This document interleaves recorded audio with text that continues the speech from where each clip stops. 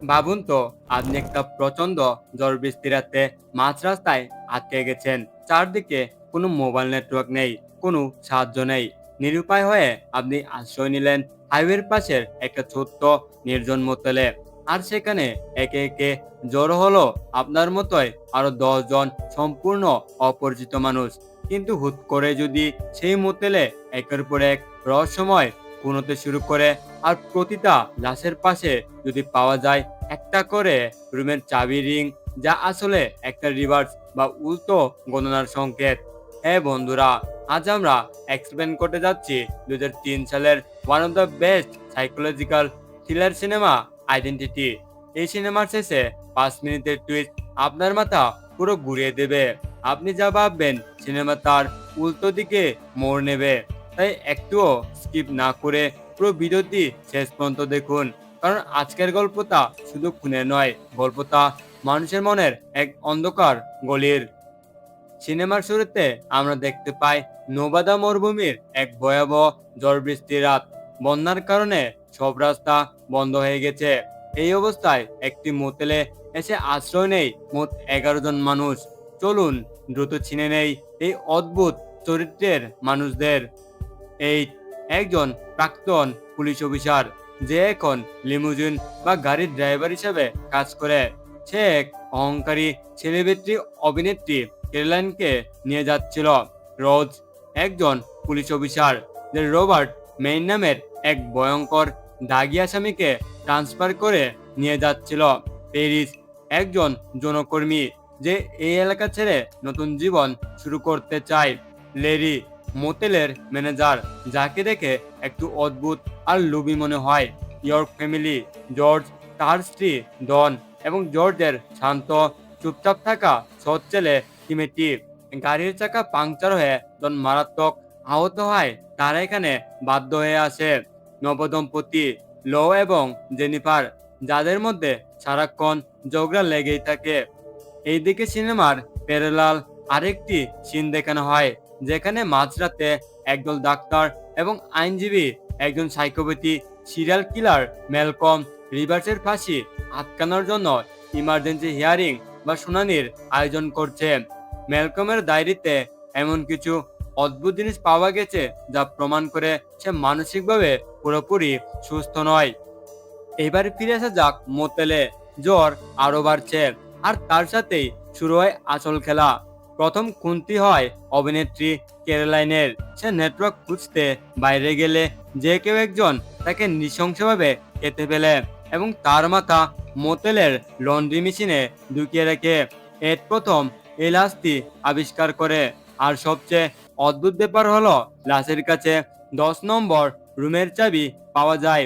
সবার মনে সন্দেহ দানা বাঁধতে শুরু করে।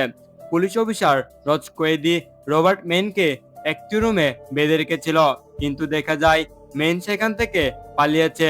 সবাই ধরে নেই এই খুনটা মেনই করেছে, কিন্তু একটু পরেই সেই ভুল ভেঙে যায়। লৌ যখন নিজের রুমে যায়, তখন অন্ধকারে কেউ একজন তাকে ছুরি মেরে খুন করে, আর তার লাশের পাশে পাওয়া যায় 9 নম্বর রুমের চাবি। সবাই আতঙ্কে দিশাহারা হয়ে পড়ে। ঠিক তখনই লেরি কয়েদি রবার্ট মেনকে ধরে ফেলে, যে পালানোর চেষ্টা করছিল। মেনকে আবার বেঁধে রাখা হয়, কিন্তু প্যারিস যখন তার ঘরের ফ্রিজে লেরির আসল মালিকের লাশ খুঁজে পায়, তখন জানা যায় এই লেরি আসলে কোনো ম্যানেজার নয়। সে একজন চোর, যে সুযোগ বুঝে এখানে ম্যানেজারের চেয়ারে বসেছে। লেরি ভয় পেয়ে পালানোর চেষ্টা করার সময় অসাবধানতাবশত কয়েদি মেনকে গাড়ি দিয়ে পিষে মেরে ফেলে। এইবার মেনের লাশের কাছে পাওয়া যায় 8 নম্বর রুমের চাবি। লেরি নিজেকে নির্দোষ দাবি করে, কিন্তু রহস্য আরো ঘনীভূত হয় যখন জর্জের স্ত্রী ডন বিছানায় রহস্যজনকভাবে মারা যায়। তার লাশের কাছে মেলে 7 নম্বর রুমের চাবি। একটার পর একটা খুন হচ্ছে, অথচ কেউ বুঝতেই পারছে না খুনিকে। এর মধ্যে জর্জ তার ছেলের সামনে হঠাৎ এক গাড়ি ধাক্কায় মারা যায়, আর তার পকেট থেকে পাওয়া যায় 6 নম্বর রুমের চাবি। সবচেয়ে অদ্ভুত ব্যাপার কি জানেন? ডন আর জর্জের লাশ যখন বাইকে দেখতে যায়, তারা আবিষ্কার করে আগের সবকটি লাশগুলো হাওয়া হয়ে গেছে। কোনো রক্ত বা লাশের চিহ্নও সেখানে নেই। বয়ে বয়ে কাঁপতে জেনিফার যখন গাড়ি চড়ে পালানোর চেষ্টা করে, তখন গাড়িটি ব্লাস্ট বা বিস্ফোরিত হয়ে সেও মারা যায়। তার লাশের জায়গায় পাওয়া যায় 5 নম্বর রুমের চাবি। বাকি থাকা মানুষগুলো এডস, রজ, পেরি, লেরিয়ার বাচ্চা তিমেতি নিজেদের আইডি কার্ড বা জন্ম তারিখ মেলাতে গিয়ে এক অবিশ্বাস্য সত্য আবিষ্কার করে। তাদের সবার নামের সাথে আমেরিকার কোনো না কোনো রাজ্যের মিল আছে। শুধু তাই নয়, তাদের সবার জন্মদিন একই তারিখে 10ই মে। এটা কিভাবে সম্ভব? এতগুলো সম্পূর্ণ অচেনা মানুষের জন্মদিন একই দিনে হওয়া কি কোনো কাকতালীয় ব্যাপার, নাকি এর পিছনে অন্য কোনো অতি প্রাকৃতিক ক্ষমতা আছে? বন্ধুরা, এবার সিনেমা এমন এক মোড় নেই যা আপনার কল্পনার বাইরে। হঠাৎ করেই এই নিজেকে আবিষ্কার করে সেই ডাক্তারদের মিটিং এ, যা আমরা সিনেমার শুরুতে মেলকম রিভার্সের হিয়ারিং হিসেবে দেখেছিলাম। ডাক্তার এদের সামনে একটা আয়না ধরে, আর আয়নায় এড নিজের চেহারার বদলে দেখতে পায় সিরিয়াল কিলার মেলকম রিভার্সের মুখ। হ্যাঁ, এটাই এই সিনেমার আসল এবং সবচেয়ে বড় টুইস্ট। আসলে মোতলে এতক্ষণ যা যা ঘটছিল, সেই জ্বর, সেই 11 জন মানুষ আসলে কোনো বাস্তব মানুষ নয়, বরং মেলকাম রিভার্সের মাথার ভিতরের 11টি আলাদা পার্সোনালিটি বা ব্যক্তিত্ব। মেলকম মাল্টিপল পার্সোনালিটি ডিসঅর্ডারে আক্রান্ত। ছোট্টবেলায় মায়ের চরম অবহেলার কারণে তার মন ভেঙে টুকরো টুকরো হয়ে 11টি চরিত্রের জন্ম দিয়েছিল। আর মেলকম যে অতীতে খুনগুলো করেছিল তা মেলকামের ভিতরের একটি দুস্থ বা খল পার্সোনালিটি করেছিল। ডাক্তাররা মেলকামকে একটি বিশেষ ওষুধ দিয়েছেন যাতে তার ভালো চরিত্রগুলো মিলে তার ভিতরে সেই খুনি চরিত্রকে চিনে ফেলে এবং তাকে মেলকামের মন থেকে চিরতরে মেরে ফেলে। যদি খুনি চরিত্রটি মারা যায়, তবে মেলকামের হাসি মওকুফ হবে। আবার মনের ভিতরের মতলে ফিরে আসা যাক। যখন লেরি আর রজ একে অপরকে গুলি করে, জানা যায় পুলিশ অফিসার রজ আসলে কোনো পুলিশ না, সে ছিল একজন অপরাধী পার্সোনালিটি। এড বুঝতে পারে রজই সে হয়তো খুনি। এড নিজের জীবন উৎসর্গ করে রজকে গুলি করে মেরে ফেলে। অবশেষে মোতলে বেঁচে থাকে শুধু একজন, পেরিস। সে মোতল ছেড়ে চলে যায়। ডাক্তাররা দেখেন মেলকমের মন থেকে সব খারাপ পার্সোনালিটি মারা গেছে এবং মেলকম এখন শান্ত। আদালত তার ফাঁসি বাতিল করে তাকে মেন্টাল অ্যাসাইলামে পাঠানোর নির্দেশ দেয়। কিন্তু দাঁড়ান, গল্প এখানেই শেষ নয়। সিনেমার আসল চোখ বা ধাক্কাটা ডিরেক্টর রেখেছেন একদম শেষ দৃশ্যের জন্য।